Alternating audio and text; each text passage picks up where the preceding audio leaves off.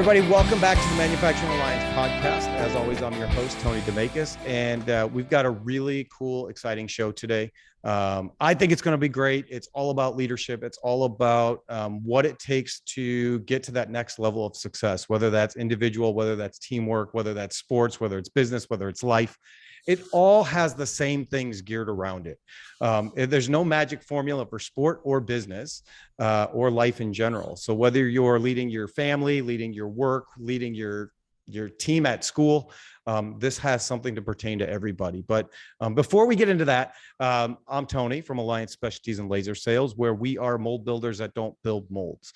And it's ridiculous to say that, but it's true. So what does it mean? It means that we have full mold building capabilities on staff.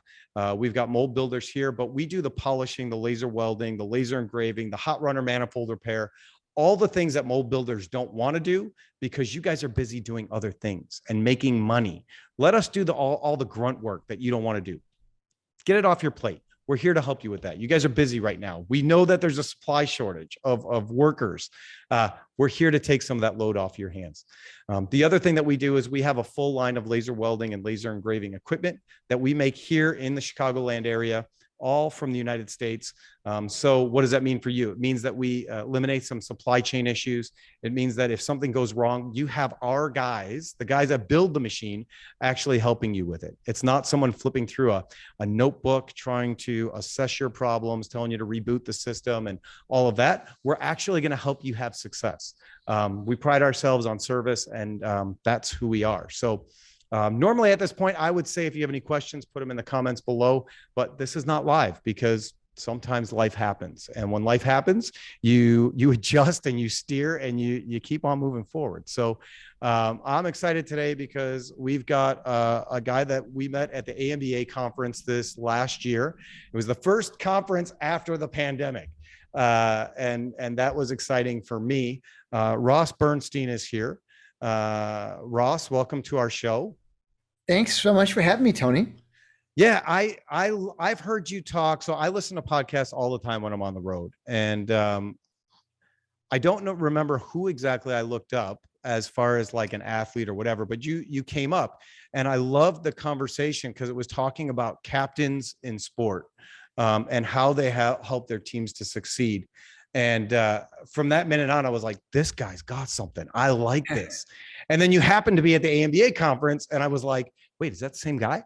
It is. And I got really excited. So before we get into all that, why don't we just, introduce people to who you are in case they don't know already. I mean, you got sports memorabilia all over the place behind you. You're obviously a math scholar. So Ross, welcome to our show, and please tell people a little bit about yourself. Yeah, thanks, Tony. So I'm like you said, I'm a sports nut. I've been a working member of the media for the past 25 years, working here in Minneapolis, very closely with my Vikings and Twins and Wild and Wolves, Gophers. I've had a lot of misery over the past 2 decades, as you know, being from Chicago, knowing about my teams. But it's given me a unique perspective, being in the locker room, in the press box, in the dugout. I've been able to meet some pretty interesting folks. So I've written about 50 sports books, and I work full time as a keynote speaker. So I keynote about 120 conferences per year globally. I've keynoted events on all 7 continents. So I speak.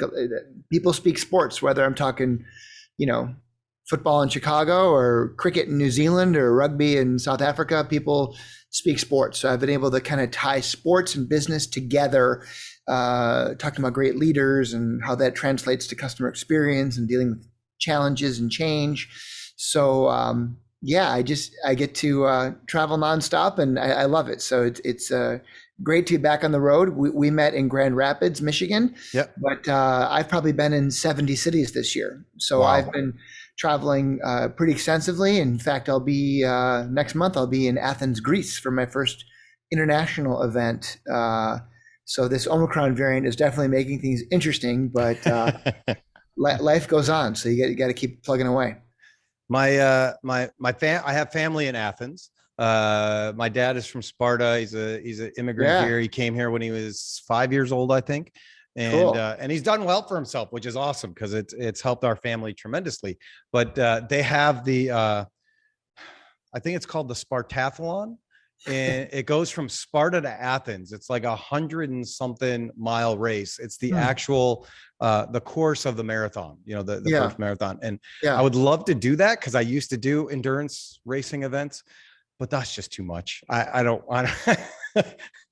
The idea is great. I don't want to go. Well, I'm sure you guys enjoy Chelly's Chili down in Greektown, huh?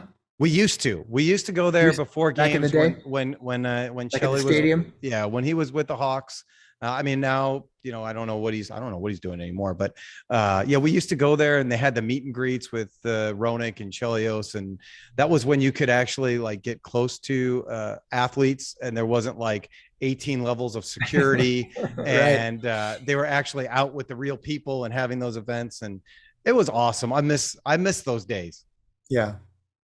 That's cool. And I think I remember the first autograph session I went to, it wasn't even an autograph session. My dad took me to a Blackhawks game, and it was the first game we went to, and all the players just drove out of the parking lot from the lower level at Chicago Stadium. And we just waited there. And no, that was before they drove out. It was just a lot, right, at the Chicago Stadium. And they just let people go in and like go up to cars and get autographs. And it was an awesome thing. Good memories of athletes talking to people like real people. And I think that's what struck me the most, is like, they're just guys. They're just people. They're nobody special. They're just guys. They just happen to be really good at working out. Right. That's their skill set, and it's great. But so I think that correlation that you have is spot on, because you'll have, what we've had at work is, you'll have somebody from time to time that seems like maybe they're a selfish employee, maybe not a good team player, but they'll watch a sport and they'll get mad at somebody for doing the exact same thing on the field. Right. And not realize that effect might be the same thing that they're having at work. Like, I think of the Bears, the guy getting mad and punching the guy in the face, not a strong move when the guy's got a helmet on anyways, but then it hurts your team. And I don't think people realize those correlations when it comes to work and business and sports. Yeah.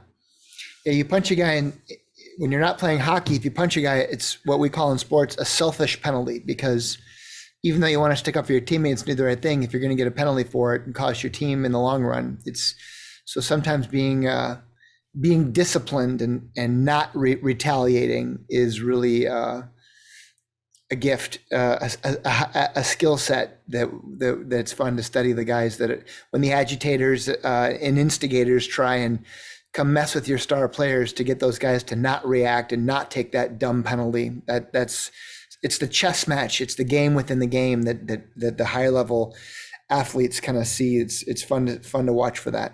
Yeah. So how did you get the idea to go from, how did you get into the sports writing to start with? Well, my dream growing up in Minnesota was to play hockey at the University of Minnesota, to be a Golden Gopher. And I walked on, I tried out, lasted about 10 minutes, and I wound up getting cut. And I became the team mascot, Goldie the Gopher, which you can see in my gopher head right there. If you listeners have got, so I became a giant smelly rodent and got in a lot of trouble as the mascot. Turns out it's not appropriate to throw Kraft cheese singles at the Wisconsin band after all. It should be. It should be fine. But publisher wanted to write a book about all the trouble I'd gotten into as a senior in college being the mascot, and it kind of spawned the idea. So I leveraged my graduate school money. My two big brothers had gone on to get their Ivy League MBAs, and I instead used my money to write and publish a book about the history of Gopher hockey from Goldie the Gopher's point of view, which my parents were convinced was going to be a massive failure, but it became a cult bestseller called Gopher Hockey by the Hockey Gopher, and nearly 50 books later, I somehow made a career out of it. So that's my story. That's awesome. And then from there, you said, well, wait a minute, maybe the Gopher has some other stories to tell. It was about the shift, really, Tony. And that was, something I talk a lot about was dealing with change, right? like stuff happens, so you deal with it. And eventually I was churning out a couple books a year, but I could see that business was dying. I mean, Borders is gone. Yep. Walden Books is gone. B. Dalton's is gone. Crown Books is gone. Barnes and Noble's hanging on by a thread, but I pretty sure they're selling more caramel macchiatos, board games, tchotchkes, greeting cards, and music than they do books. I saw Barnes and Noble the other day. My daughter and I were driving around. I was like, is that real? And now they've got ebooks, right? So I write $25 books, but the e-version's $7. I mean, I got to do the same amount of work. I got to write it, edit it, market it, publish it, promote it. So it's interesting. I mean, early on, back in the day, I wanted to write a book, and I had to leverage my graduate school money to write it. Now, there's no barrier to entry. Now, I mean, look at you. You have your own TV show. Yeah. It doesn't cost anything, right? It's very limited access to get a YouTube channel or to do a blog and to be a journalist and to be an expert. So I think the playing field has been leveled. Guys like Justin Bieber didn't need a record label. They just figured out how to do YouTube. Right. So I think that's a big part of it. And aren't we all glad? Right. So I talk about the shift from, taking my content and shifting it. So instead of writing a book, now I can talk to a company about it or a group like AMBA, and I still study what makes the great ones great, but I translate it differently. And now a book can become a movie. So here's my book on hockey fighting, which was turned into a couple documentary projects. And then we did a feature film with an Academy Award-winning director. And then I realized that a book could become a speech. So you saw me do my program called The Champions Code, but now I've got another speech called Wearing the Sea about great captains. So there's my man crush Wayne Gretzky on the cover. Yeah. So, it's all about the shift. And even now, when the pandemic hit, I mean, when it hit, I mean, I keynote about 120 conferences a year, but, last March, my calendar went blank, right? Yep. When the pandemic hit, there were no in-person meetings. Yep. So I got this crazy thing called Zoom, which I didn't even know about prior to that. But I'd probably done my 150th virtual keynote this year, where I set up a TV kind of right here in my office, and then I stand. So what that does is it's really differentiated me from my competitors, where I'm able to, get up in the camera and be interesting, and I have an interesting background, right? Where I see so many people now with a white wall and an exit sign and a fern. Like, really? You've given up. You may as well be wearing Crocs and sweatpants at that point, right? You're waiting for Zach Galifianakis to come out and that's right, between the ferns. So I'm constantly about changing and shifting. And I think as leaders, as people, manufacturing with all the supply chain issues and Chinese tariffs and Biden's New Deal and politics and insurrections and hurricanes and forest fires and floods and droughts, I mean, all this stuff happening, ransomware and cybersecurity and cryptocurrency. I mean, there's inflation rates and debt ceilings and index yield curves, and there's so much stuff going on. I think you've got to be able to shift and change. And that's and look, there's so many opportunities now. Look what happened after the Great Depression and the World War II and 9/11 and the recession of 2009 and the pandemic of 2020. I mean, there's lots of opportunities, lots of challenges, but I think the great leaders are going to try new things. They're going to take risks, and they're going to figure stuff out. Well, and those challenges are just an opportunity for success. And, that's the only thing that's constant, right? Is change. And my least favorite saying in the whole world is, it's the way we've always done it. Yeah. It doesn't mean it's right. It just means that's the way we've always done it. And it usually gets you stuck, and you find yourself not being able to progress, not being able to find new ways to do things, not being able to be more efficient, because you get just stuck in this bad system that it might have been great at one time. But it evolves, things change, and you have to be open to listening to other people's suggestions and feedback. And I think people are getting better at that. I think the pandemic was a great thing for that. For us personally, it worked out fine. I mean, fortunately, we didn't have anybody that got too sick, so I can say that. But it forced us to do this, right? It forced us to get out of our comfort zone. It forced us to say, how do we do new things? How do we take technology to the next level? We started doing this version of the podcast, the video one, because my friend Hillary and Hillary's in at Westminster Tool in the East Coast.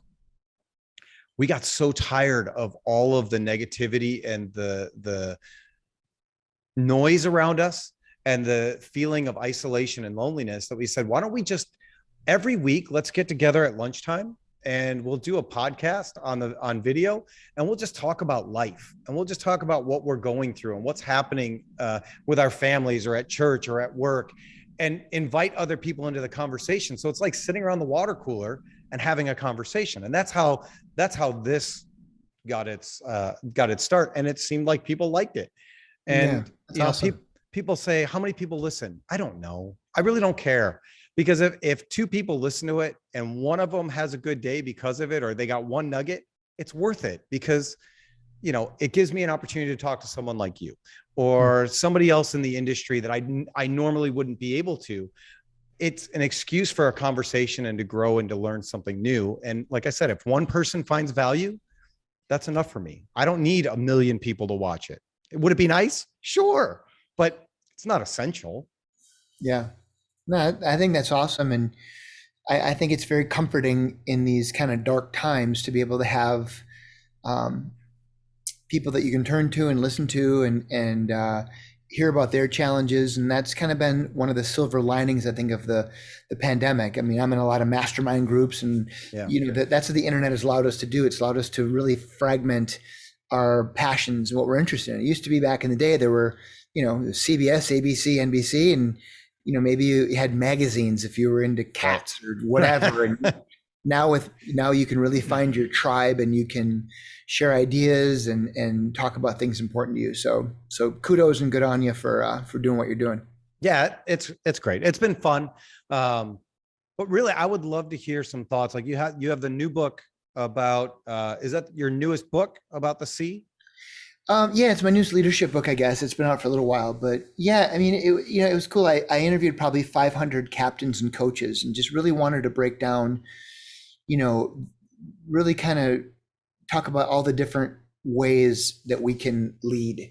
And that's always been fascinating for me, just studying, as a journalist, what makes the great ones great, and figuring out, there's different kinds of captains. So, Gretzky, who, I had a full-blown stage 5 man crush on as a kid. I've gotten to know Wayne over the years, and he's written a couple forwards for my books, different books. And, the stuff I love talking about with Wayne is, Wayne was a giver. Wayne was a servant leader. He understood that his job as the team's leader was quite simply to help make everyone else better. So he actually enjoyed assists more than goals, because he understood it was his superpower was to help build people's confidence. There's not a bigger confidence builder in the world than score a goal, right? You got to have a slump. So Wayne would enjoy that moment, and he'd stay after practice and he'd help guys. But when the team wasn't playing well, Wayne stood up and said, "This is on me, not them." Right. He would never throw his teammates under the bus. It was more about, if the team wasn't playing well, then that's my fault as the leader.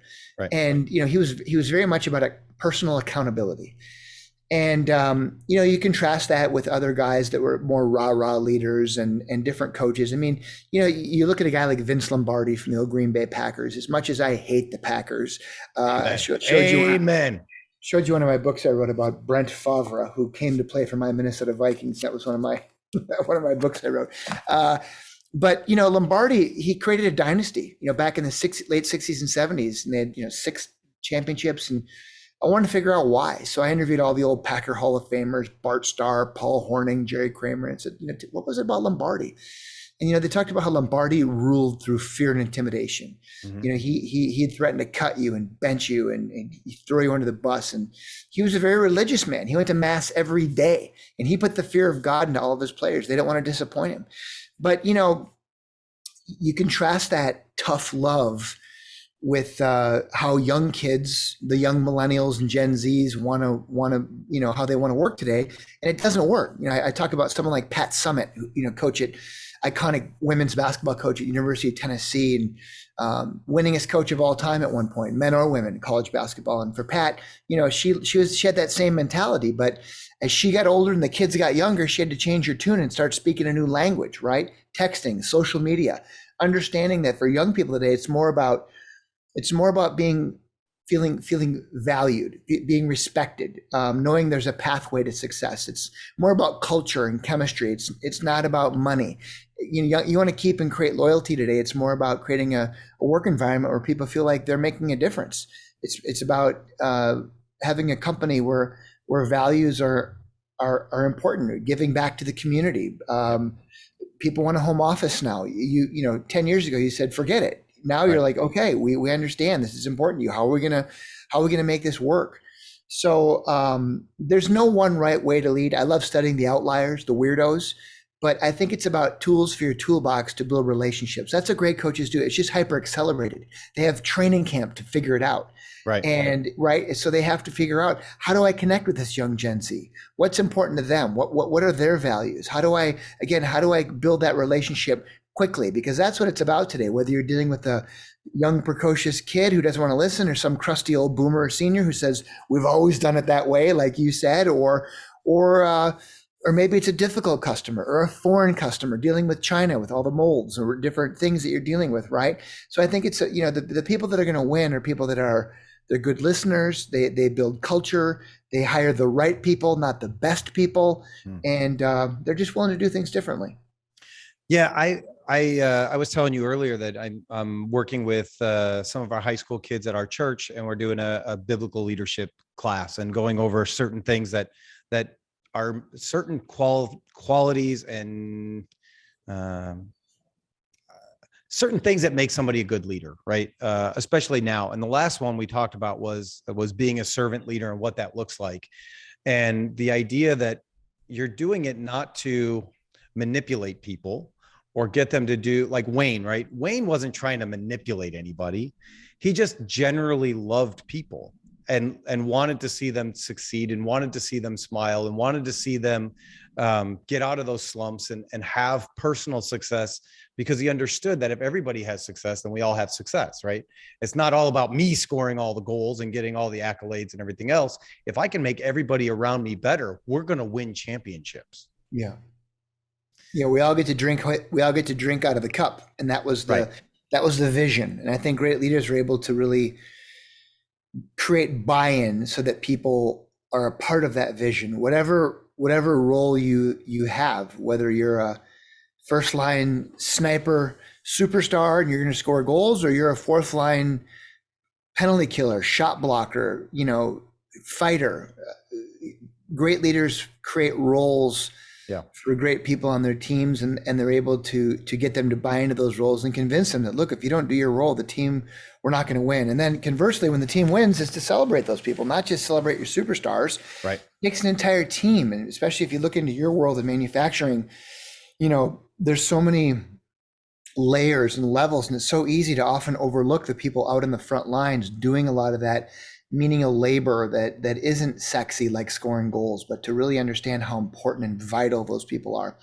The biggest challenge, I work a lot in your space with a lot of big precision manufacturers and different folks that do stuff in your world. And, obviously the biggest challenge pre-pandemic was, how do we hire and keep people? And the biggest challenge post-pandemic is, how do we hire and keep people? So I was working with a precision manufacturer in your hometown, Chicago, really interesting company.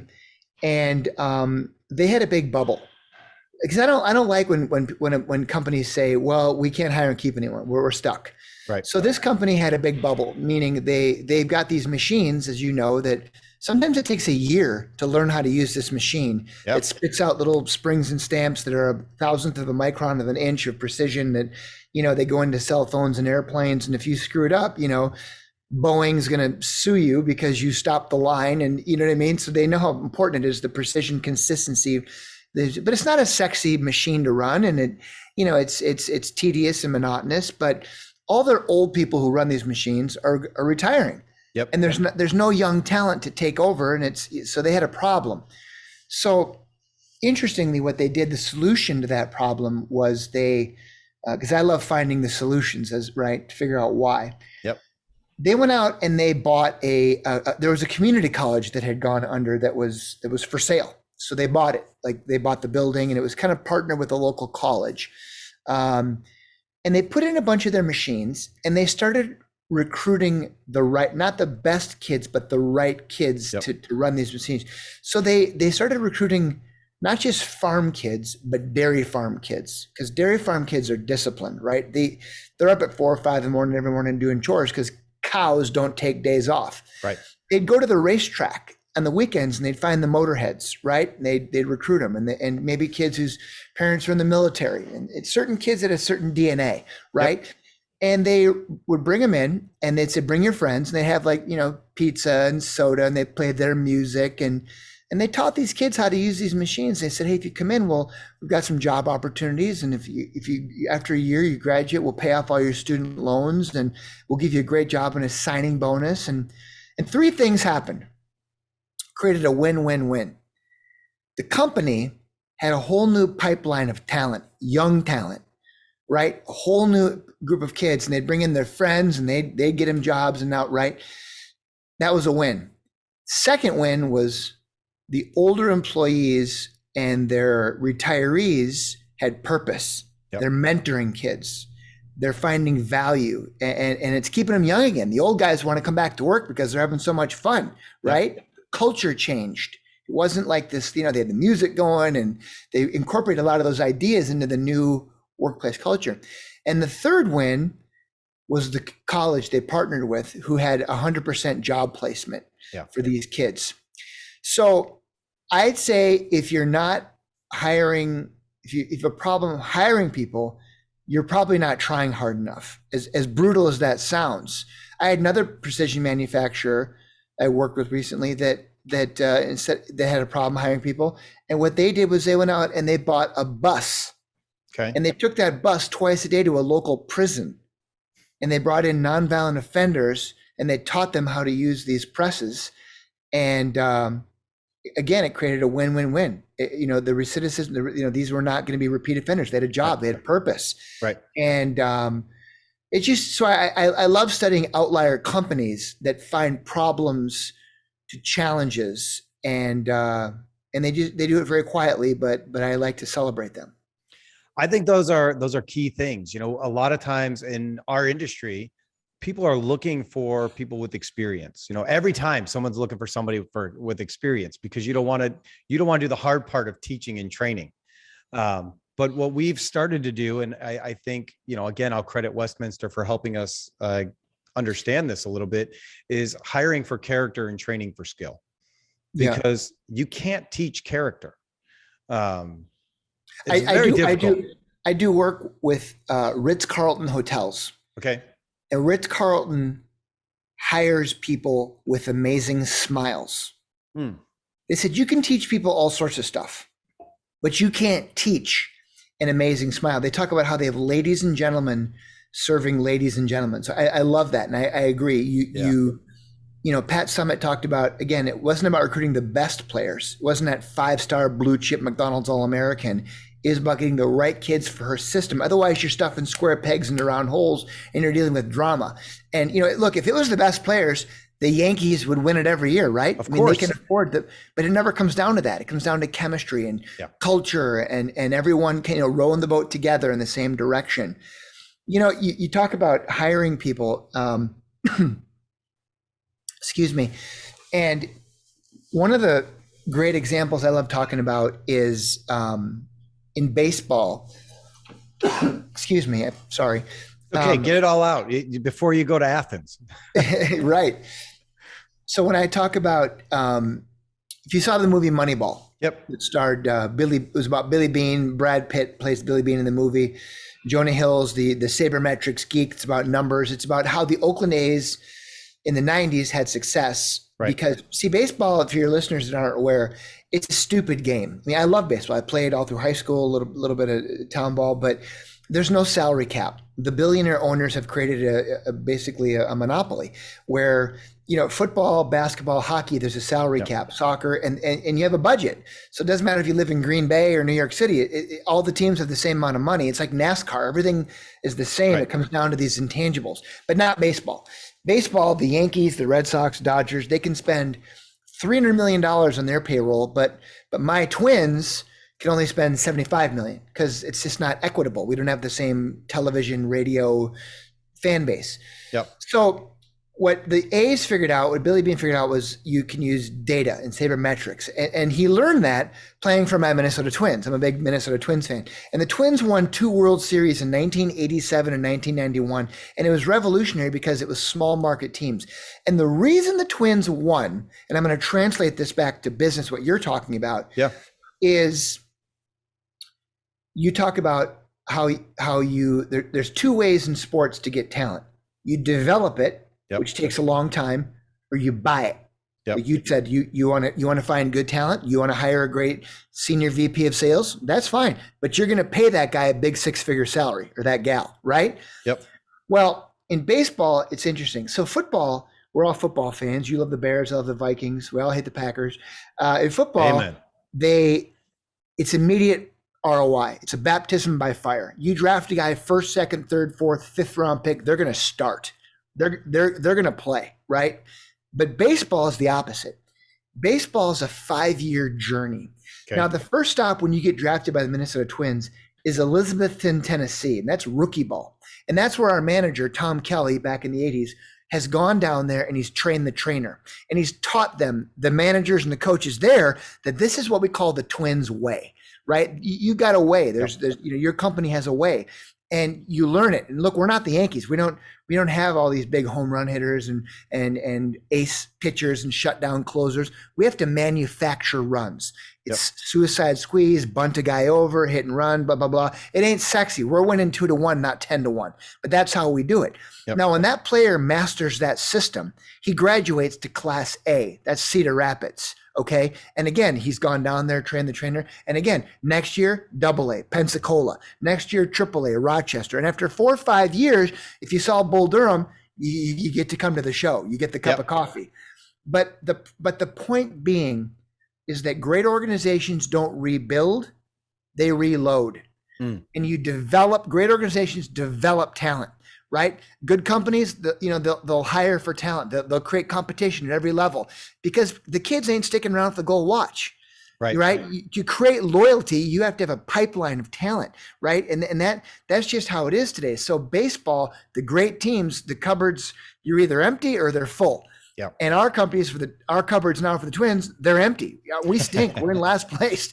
So, but they were full for a while. But take that to business. Some companies I work with will only hire Division I athletes. Why? They're coachable. They're good listeners.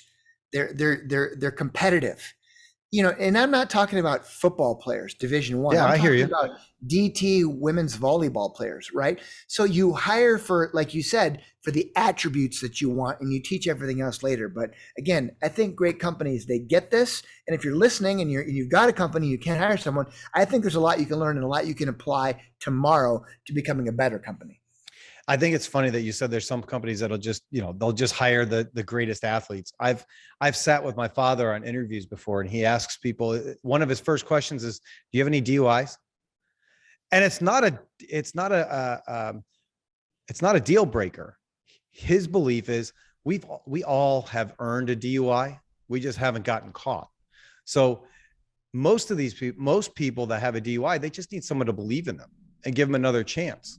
And then they're going to be loyal to you forever, because everybody screws up. Everybody makes a mistake. And if you just hold that against people for their entire life and you don't give them an opportunity, you miss all the diamonds, right?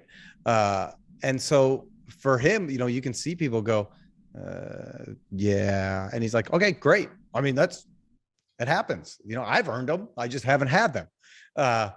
Everybody has. It's just one of those things where we all make mistakes, and is it going to be counted against you forever? When we interview people now, we don't have tell us your biggest strength. Tell us, what's your biggest weakness? Really, I don't care about a resume or a cover letter when people come in. We just sit down and have a conversation for 30 to 40 minutes about life and who this person is, and if they're going to fit in to our culture and what we have here. Because, how many times have you been around sports teams where this guy's amazing, but he's a cancer to everybody around him? Yeah, I mean, we saw that just recently, if you're a football fan, with Odell Beckham Jr. in Cleveland. Yeah. Here's a team that's just clearly on the rise. Here's a superstar wide receiver, but he's a diva. In sports, he's a team cancer. And they literally said it would be addition through subtraction. We will release you, even pay part of your salary to get rid of you. Yep. So there's a wonderful metric in hockey that's the most respected statistic in hockey. It's called the plus minus. Yeah. And the way it works is whenever you're on the ice and your line scores, you're +1. And whenever you're on the ice and the other guys score, you're -1.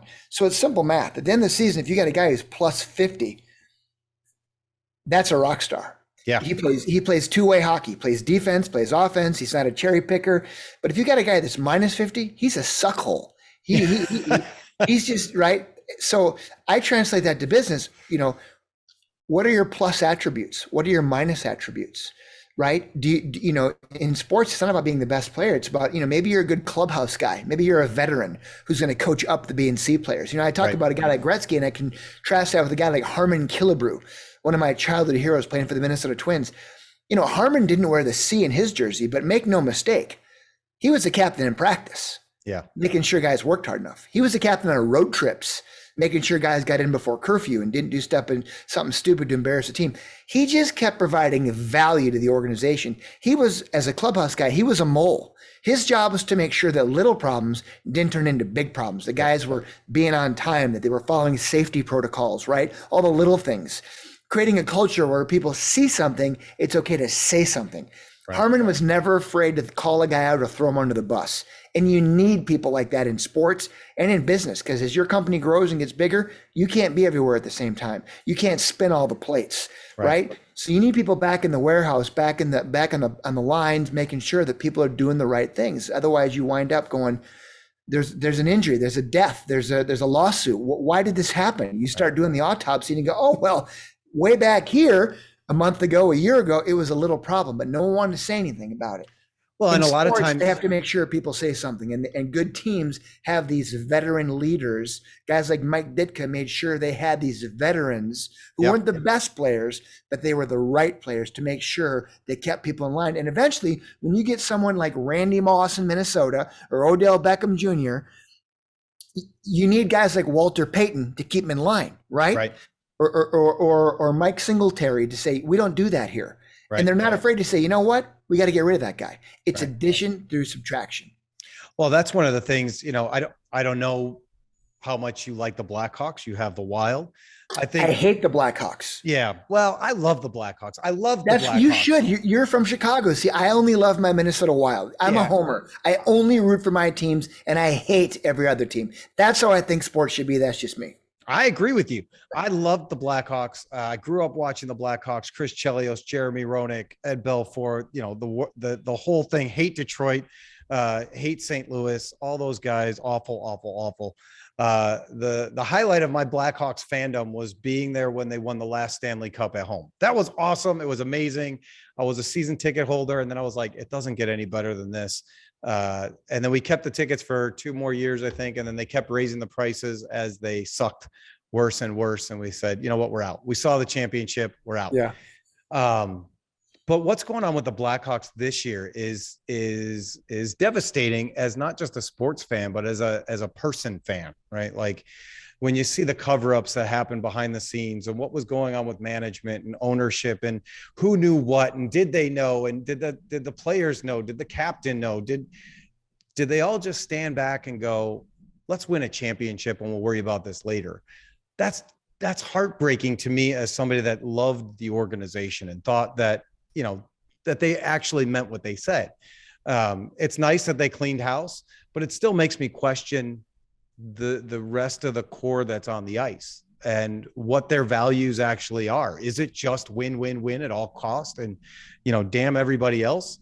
That's the hard part, I guess, right? Of sports and business. And I'm sure it happens every day in companies across the country, but this is like front and center now. And it sucks to see for a team that I loved. And it's hard to root for, to just go, let's forget about it all. Because it's not just sport, it's life. Yeah, I mean, I think that being a great leader is, again, if you see something, having the power to say something. And I think that, you look at Joe Paterno in Penn State. Yeah. God rest his soul, but stuff was happening on his watch, really, really bad stuff Yeah. that, and when you're the leader and those things happen and you don't make yourself aware of what's going on at every touch point of your business, then that's on you. Right. And that means your statue comes down and your legacy is affected. So if you're a leader, you better know what's going on. And if you don't know what's going on, then you better have some clubhouse guys or clubhouse gals, your most respected senior veteran leaders, to make sure that the little problems don't turn into big problems. Yeah.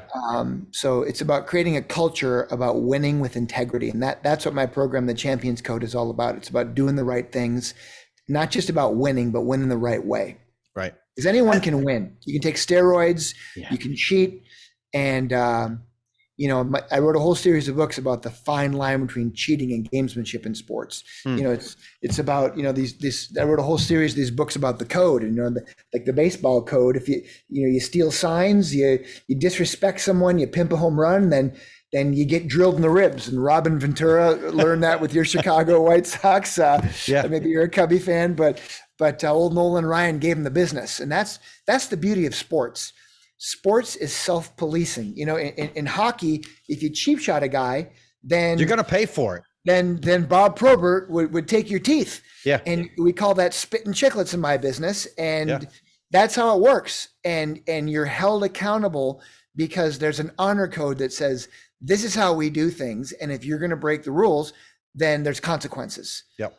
And the consequences are you're going to get punched in the face really hard, and you're going to learn. And then the next time when you're going to think about doing that, you're going to go, yeah, that hurt. I'm not going to do that. And it's like the US and the Soviets with all of our nuclear bombs. Yeah. We got them, so we hope we never have to use them, right? Exactly. But you can't be loud unless you got them. You got to have the heavyweight sitting on the bench going, you want to mess with Gretzky, then you're going to get one of those guys. And it's a crazy, beautiful thing. Yeah.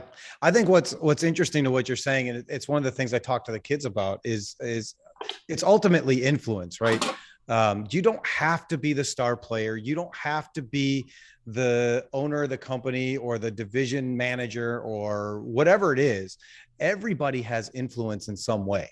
And whether that's making the people around you smile or happy or enjoy their day better, everybody has some part of influence in where they're at in life. And I think too many people go, well, that's just not me. I don't have any power. I can't do anything. I'm just going to sit over here and do my job. And I wish things were better. Yeah. Yeah. You need people to step up. And, another guy I love talking about from those Blackhawk teams is Duncan Keith. Yeah. When they won that, when the Hawks won their first of these 3 cups that they've won the last 7-8 years, however long it's been, against San Jose in the semis leading up to that first cup, Duncan took a puck in the mouth and lost 7 teeth. Yep. Again, spitting chicklets. Yep. But what was interesting about Duncan was he didn't miss a shift. Right. And that's the culture of hockey. It's about not just your ability, it's your durability. Right. And the fact that he didn't want to let his teammates down. I mean, I'm sorry, but if a basketball player lost 7 teeth, he'd be out for 2 seasons. I mean, hockey, the players are so tough, but it's part of their culture.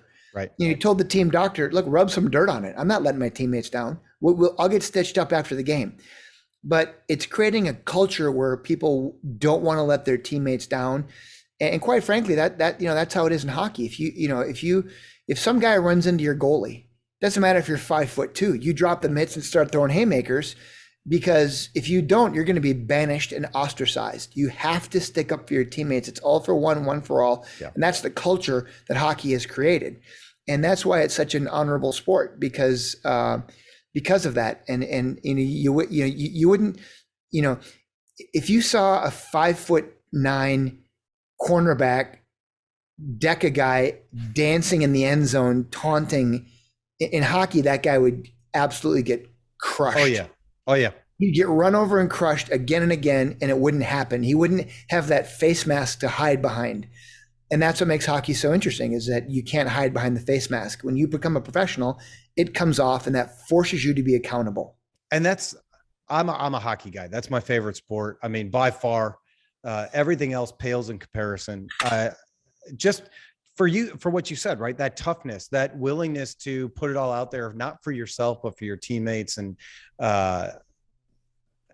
when people say it's, baseball is the hardest sport in the world to play, whatever, sure, that's your opinion, but do it on skates.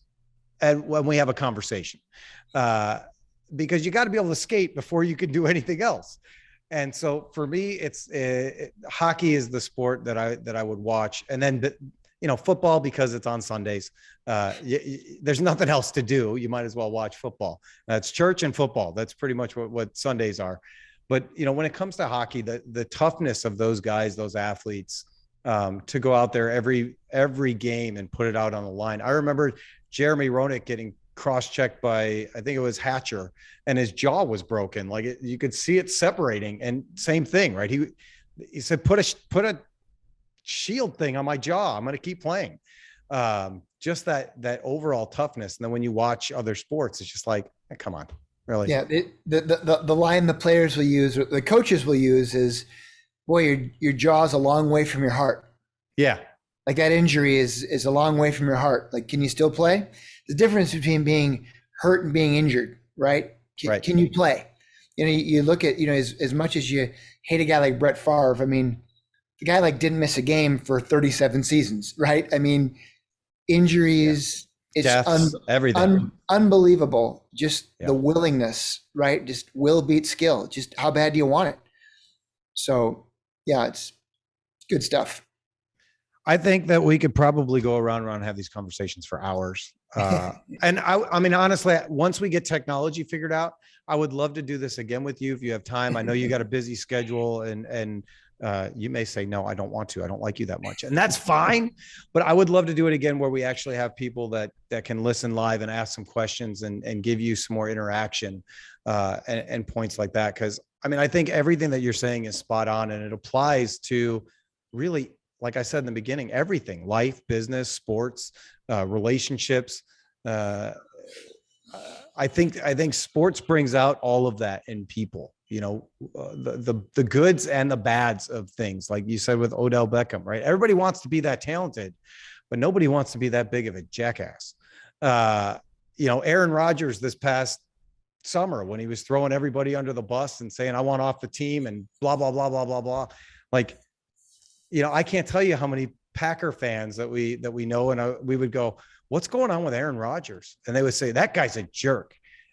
And my response was, yeah, I've been saying that for years. You could just tell his personality. That's just maybe my opinion. I don't know him personally, but from what I've seen of him, he seems like a jerk. I don't know. Maybe he's not. Maybe you've met him. I don't know.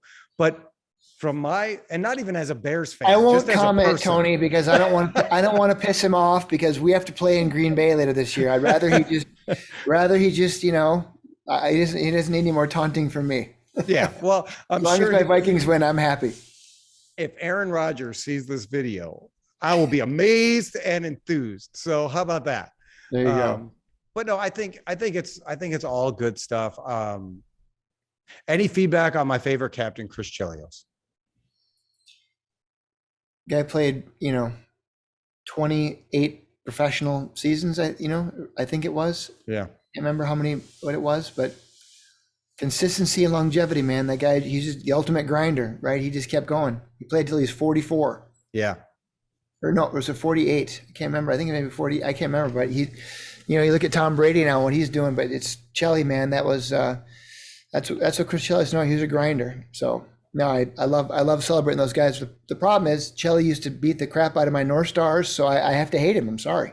No, that's fine. That's fair. I mean, you want to be hated, right? I mean, as the other team, I would love it if people hate. And no one hates my Timberwolves, right? Like no one bothers. They're just like, what are they, like a Division III college? Who are the Timberwolves? So, no. They're everybody's second favorite team.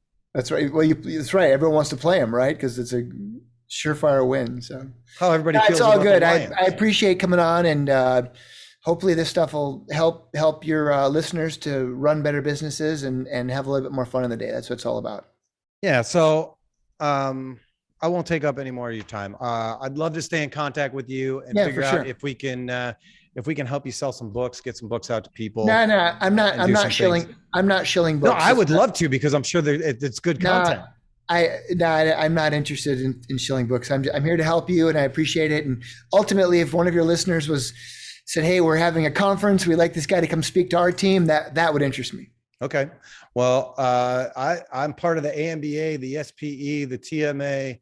Yeah. Well, I did MAP before AMBA. Okay. The plastics group, same planning committee. So yeah, please put a good word in for me for those other groups. I'd love to do it. And the beauty is now that you and I know each other, when you're out in the crowd, I can call you out and hand you a book and make you look like a rock star in front of all your peers. So that'll be good. As long as you're not going to make me look like an idiot. I do that enough myself on a regular basis. I'll make you look great in a way that you can't. That's what I'm good at doing. Well, I appreciate you being on. Yeah. I appreciate all the stories. Yeah, email me the link and I'll share it through my tribe on LinkedIn. That's really my only social platform, but I have a huge following there, so I'll definitely do that. And yeah, hopefully it turns out. And I'm sorry about the technical snafus, but it was fun chatting, and hopefully there was some good, good content for your listeners. So I'm sure there's something there for somebody. So usually when we wrap up shows, we do a quick prayer, because for me, prayer is like the ultimate bit of positivity and asking for help for the person that can actually do something about it. So before we do that, do you have any prayer requests or anything that you would like me to include? Nope. I'll leave that up to you. I don't want I don't want bolts of lightning to come strike me dead if I go down that road. I'll leave it to the people of faith like you that know what they're doing. Well, it's just talking.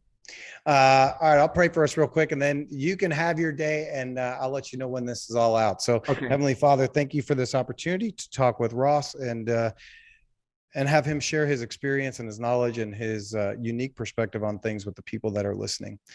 We just pray that whoever hears this would take some value from it and be able to make changes in their life to help their community and the people that are around them to serve you and serve each other. And we pray all this in your name. Amen. Ross, thank you, my friend. I appreciate your time. I appreciate everything that you're doing. Appreciate it. Keep up the good work, and we will talk soon.